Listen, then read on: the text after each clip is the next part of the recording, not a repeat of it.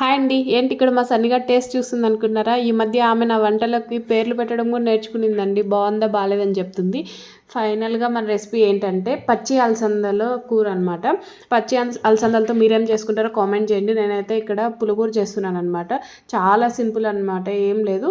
First పచ్చిమిర్చి onion cut చేసుకొని ఆయిల్లో ఫ్రై చేసుకున్న తర్వాత పప్పులన్నీ వేసి కాసేపు వేయించాలి. కాసేపు వేయించిన తర్వాత టమోటో కూడా కట్ చేసి టమోటా మగ్గిన తర్వాత చింతపండు కొన్ని వాటర్ కూడా యాడ్ చేయాలి.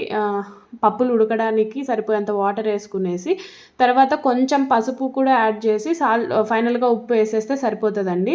పప్పులు బాగా ఉడికిపోయిన తర్వాత వాటర్ కూడా కొంచెం తగ్గిపోతే టేస్ట్ అనేది చాలా బాగుంటుంది అనమాట. మరి వాటరీగా ఉంటే తినడానికి అంత బాగుండదు.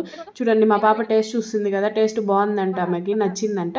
అండ్ ఫైనల్గా మన కర్రీ అయితే రెడీ అయిపోయిందండి. కొంతమంది పప్పు గుత్తితో దీన్ని ఎనుపుకునేస్తారు, నేనైతే ఎనపలేదు.